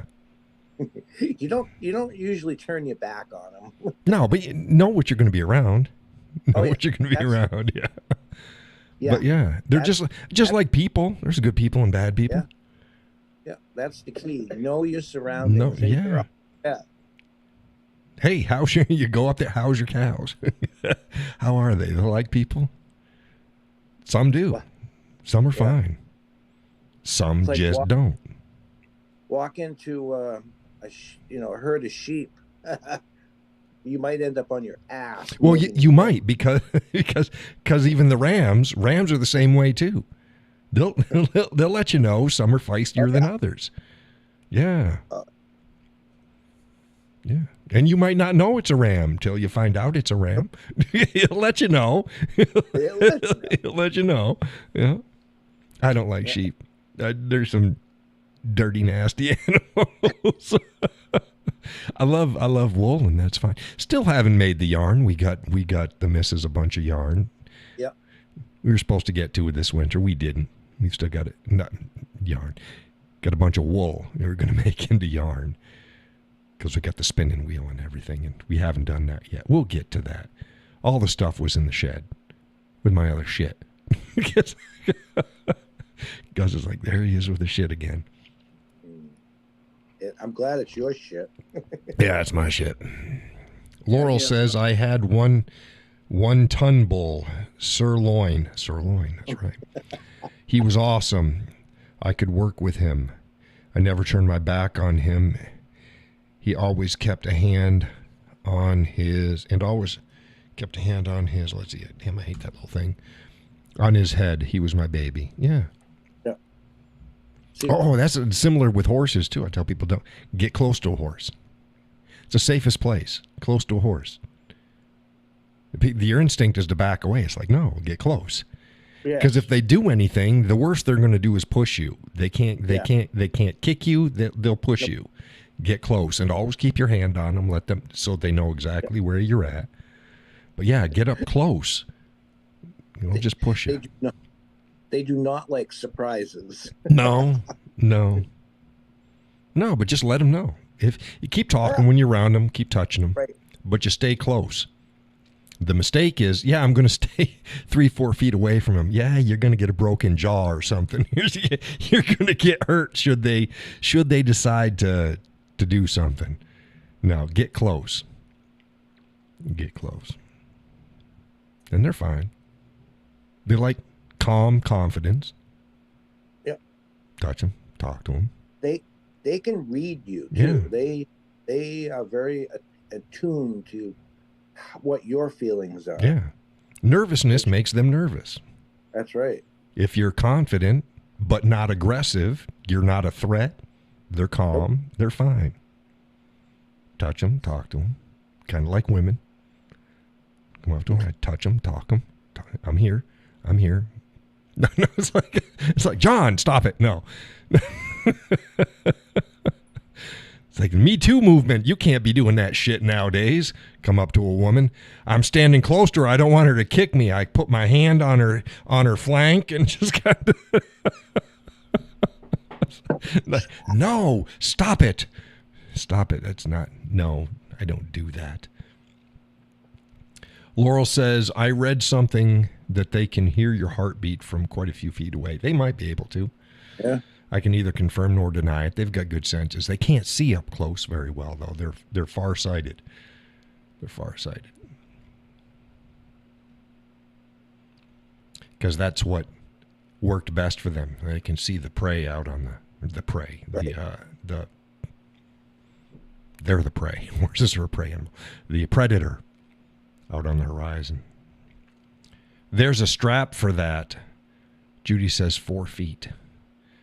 She can hear you within 4 feet. Is that what you're saying, Judy? Donna says there's a strap for that. What kind of a strap are you talking about here? For the gals? I bring my strap with me out in public. It's for the gals.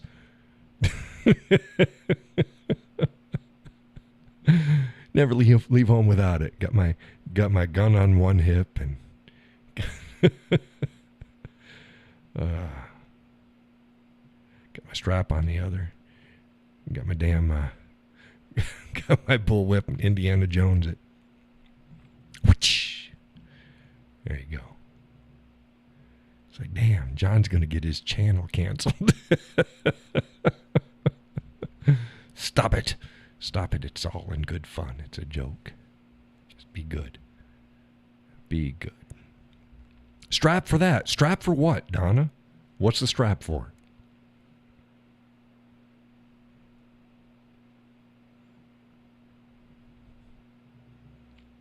Judy's laughing over there. I don't know. I still don't know what the strap's for. Jock strap. It's like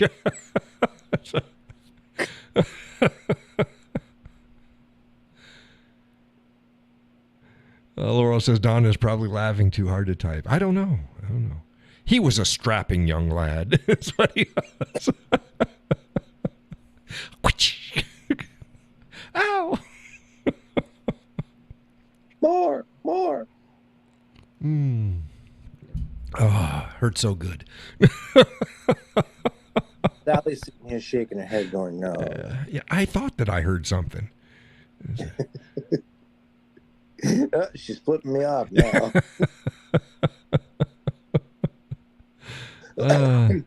Smiling. Donna says, does she knit? The missus? Yes. And crochets. The hell's that do with a strap? I still don't know. What strap? What? Yes. She knits and crochets.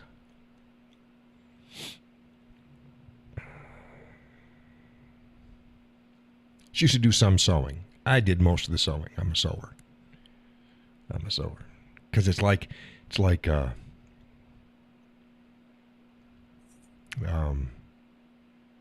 construction. It's you gotta design it. It's designing. You gotta design things and put it together, and you gotta construct it in the right order. You know, leatherwork is the same type of thing. If you can make a shirt, you can make leatherwork. You know how things are supposed to be going, and yeah. Yep. Donna, you're losing me. Still say Donna's our Jeff. He's our female Jeff. Like, what? Where the hell did that come from? Yeah, next thing you know, Jeff's talking about a guy with a shotgun. It's like, wow, that escalated fast. Him and Donna. You need to do a DNA test. They're probably cousins or something.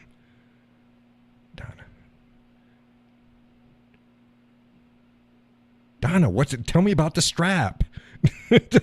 I don't get the strap. Donna, listen. What do they have a strap for?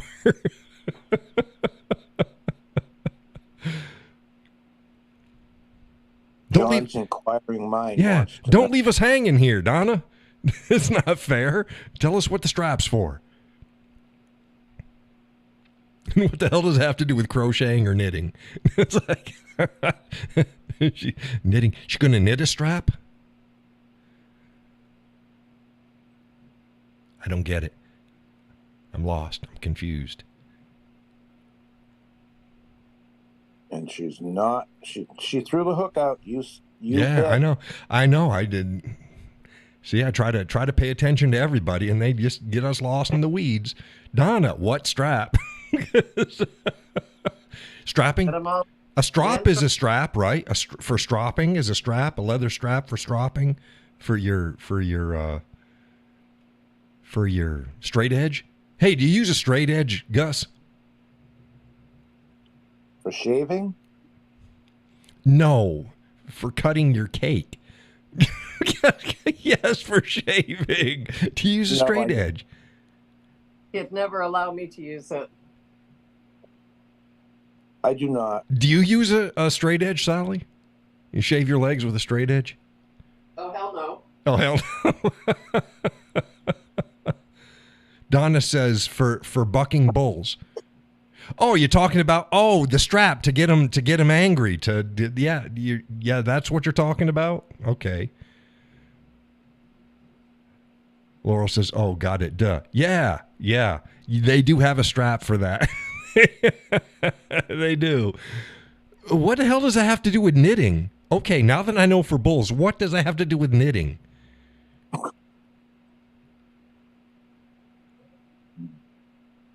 Told you.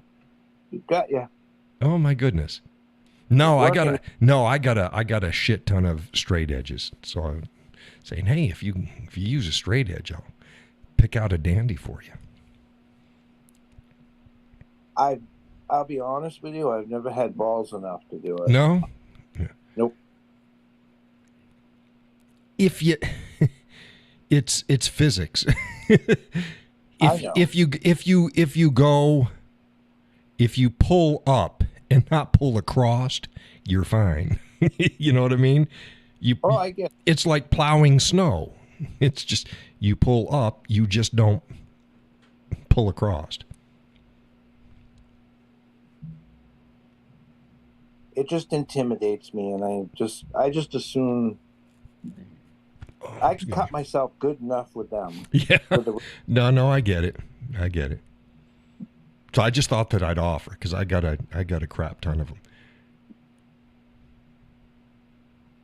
No. More of the shit that I got from my father's place. You're trying to give me some of your shit. Yeah, some of them are crap. They got chips and stuff, but I got some good ones left. I have no idea how he got that hammer. That and hammers. There wasn't a hammer the man didn't like. Like Jesus, hammer and screws. Oh my goodness. Donna says, so do I. I have 3 knitting machines. What does that have to do with bull straps? or do they have nothing to do with bull straps and you just moved on to something else? That's perfectly acceptable. I get that. That's fine. I can follow that one. But so yeah, I got to set some aside for my brother. But like I said, I got some there. I got a bunch of them. Some straight edges, old ones, old. These are old ones. My father used to, when I was growing up, he had the old razors where you had the double-sided. Yep, yeah, I got a couple of those too. You screw it and it opens up in the middle and you drop them down. And then he had the brush. He'd make his own shaving cream and. Yeah, well, my dad had it in a cup. It's almost like a puck. Yep. And then you just wet your brush with warm water and you just lather it up inside of it and yeah. Well, here comes Donna. Here we go. Okay, here she comes. All right. See, there she is. I only typed it about 3 times.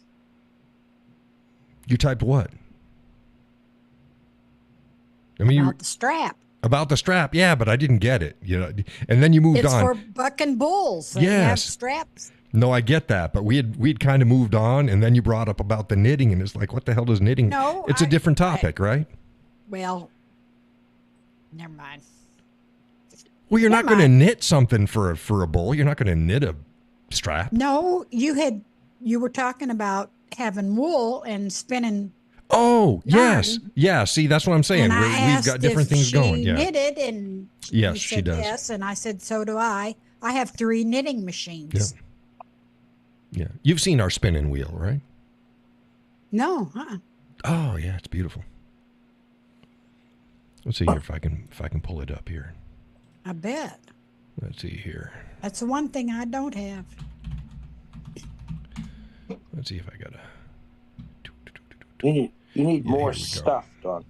I need more stuff. Yeah, here we go. Yeah, right.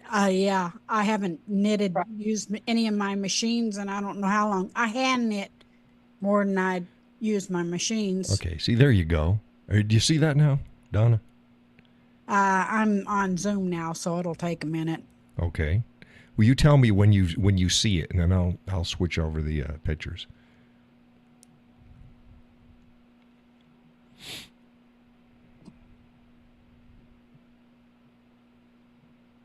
I don't know why Zoom does this. What's Zoom Gotta doing? go around the world 3 times, I guess. Well, you'll figure it out. Well, I haven't seen anything yet. You don't see it on my show. No, Laurel says Not that's yet. beautiful. It is beautiful. I bet it is. I've always admired them. There's from another angle there. Maybe. And those are my extra spools. So I got 4 spools. These are 3 spools on the thing there. One that's already on it. This round Oh, thing there is you go. Okay. This round thing is a tensioner. This is on this part right here is actually on a hinge, and this tensions it up and tightens this. This is the string, the pulley string, and then of course it's the foot treadle. Yeah. Yeah, I know how they work. And then this is almost like a fish line, but it keeps the spool tight, so that when It's a tensioner. yeah, well, yes, this tensions the spool. This other one down here tensions the string, which turns the spool. But you have to put your yarn as it's spun through here, and it comes through here, and then through this little hole here, and then up onto either 1, 2, 3, 4, 5 of these hooks. So you go until it goes up a ways, and then you stop and you move it over here, and then it fills up a ways, and you stop and you keep going. Then you work it back, and yeah, so that was that. And again, those are the 3 spools, extra spools. So I got 4 in total, and there it is. You sit Yeah, there I and like you to just, crochet more than I do to knit. yeah, she does both. She does. I think she does. Yeah. No, she does. She does a fair bit of knitting, but her crocheting is for things like Afghans and stuff like that. She does the crocheting for that. Most of mine are doilies. Yeah. I give most of them away, to family, Mm-hmm. Christmas and stuff. But yeah, I remember I worked all summer long making a tablecloth for my mom's dining room table. I mean, do she a got thin yarn and a it's tight. thread. Yeah. Yeah, it's thread. And she had it on her table for about a year, and then she decided to wash it, shrunk the damn thing up. Oh, you think? Yeah. Oh, well, Yeah. I could have stretched it out, but I didn't. But she's gone now, and I've got the tablecloth. So. Oh, there you go.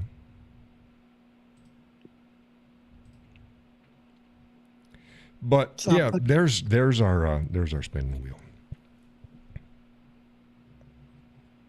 It's sitting in our dining room, between our dining room and kitchen, or dining room and living room. Excuse me. Yeah, I did that growing up. Got the cards. Got cards. They're like sort of curved, and then with handles and a whole shitload of hooks on both of them, and you just card all the wool in the same direction. Yeah. And then you make roll lags out of it, and that's what you use with that. I also have a drop spindle. It's easier to start with the drop spindle and then feed that into the spinning wheel itself. But yeah. I'll show some of the yarn that the missus goes and makes up as soon as we get that. We were supposed to do it already. I just never got to it. Most of the stuff's out in the shed. You know how that goes. Got that shit. Shit in the shed. Yeah. But yeah, if you need to relax, you can just sit in front of the spinning wheel too without anything on it and just kind of just treadle away. Yeah, I kind of like, that's why I like crocheting, because you sit and watch TV and crochet. Yeah. You know, once you get the pattern down, you're good. Yeah.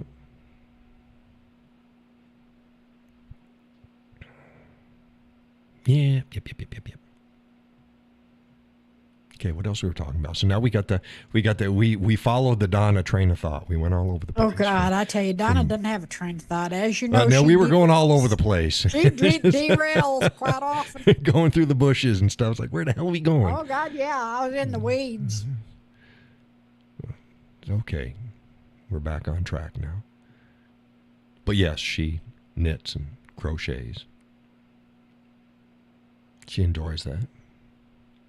I have this one knitting machine that I had sent here from England.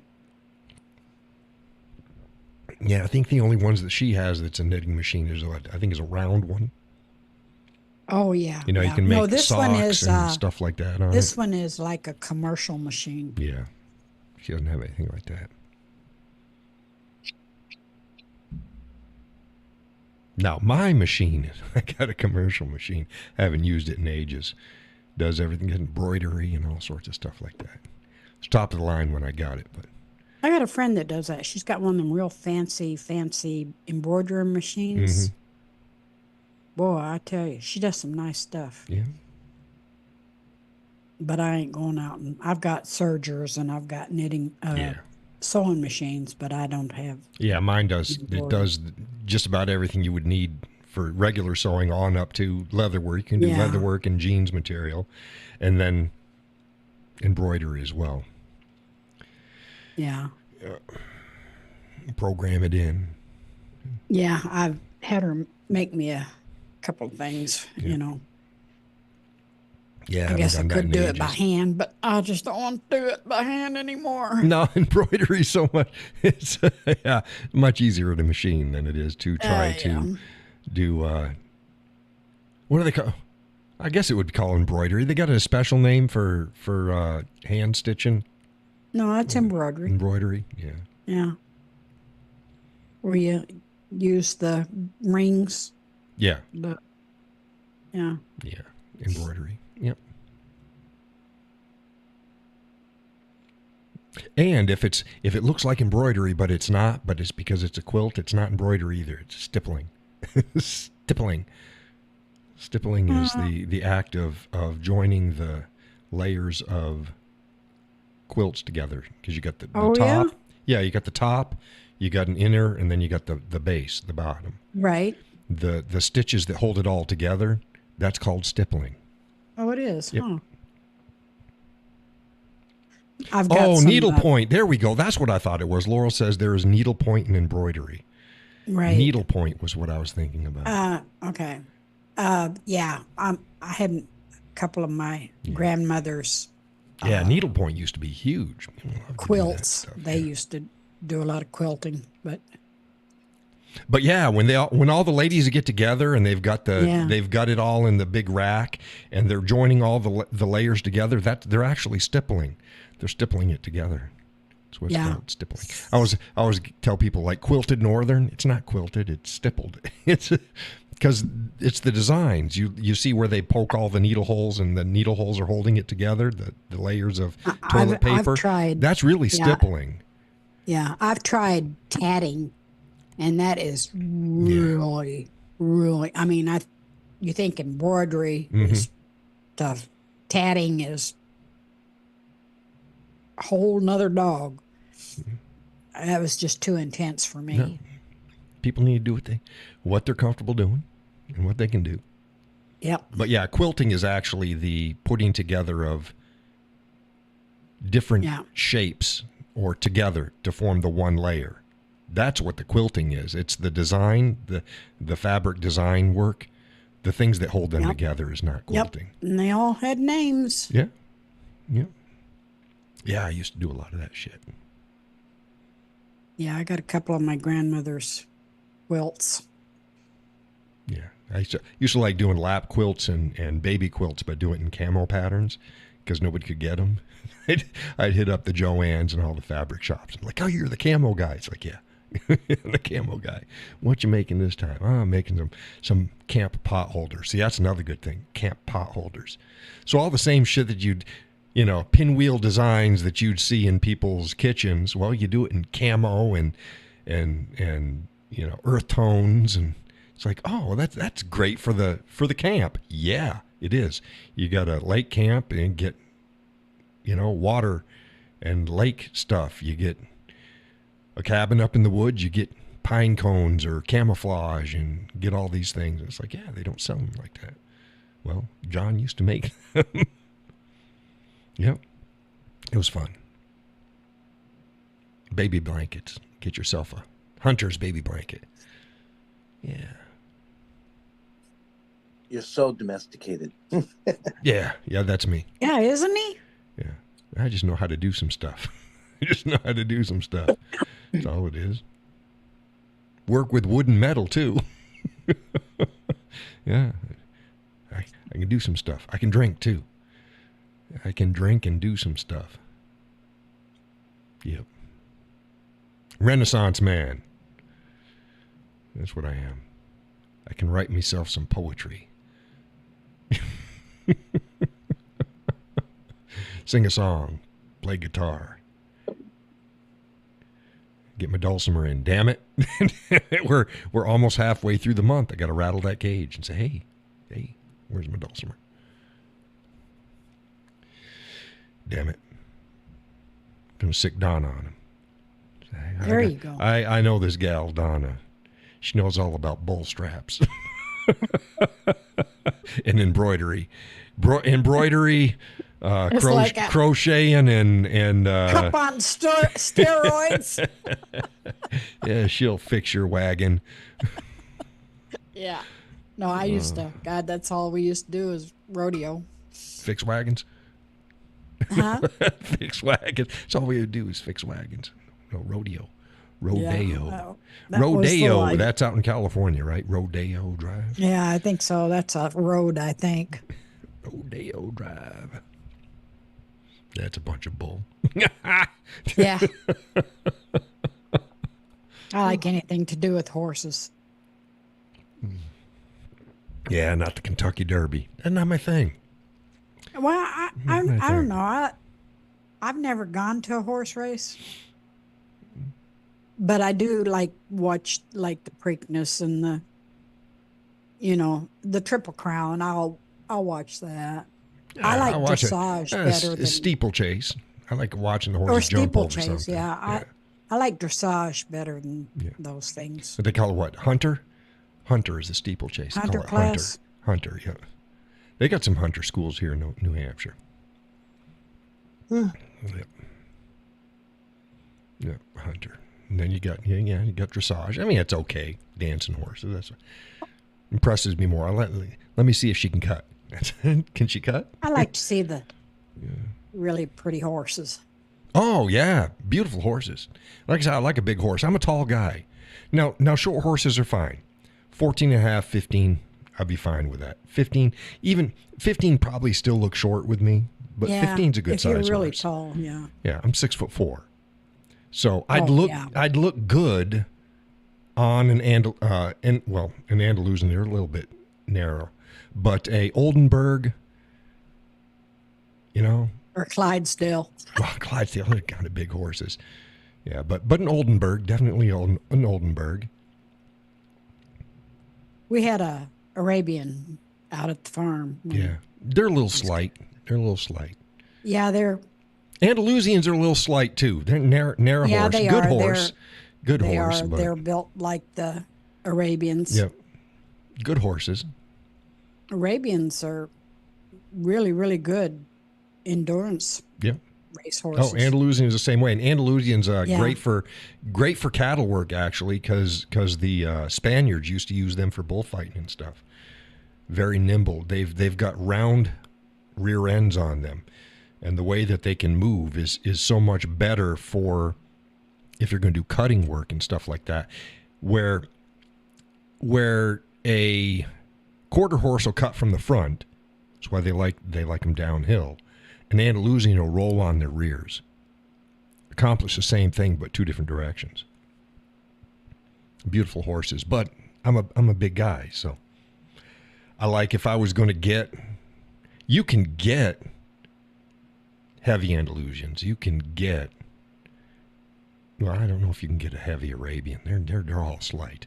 You can get a heavier thoroughbred, but I'm not. They're too high strung for me. So yeah, get yourself. I think the Friesians are a little heavier. Friesians are good. They I like a sport so they're shorter. Little heavier.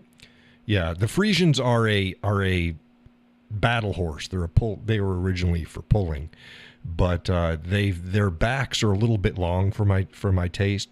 But you can get these sports like a Friesian sport, and they're shorter front to back. So their proportions are better. I'd take a Friesian sport, but they don't live as long as some other breeds do. But they're very, very good tempered. Laurel says, I've ridden a Clydesdale. She was a small one. Great gait. His name was, Bubba. Bubba? Yeah. Yeah. Bubba. Yeah, another good one.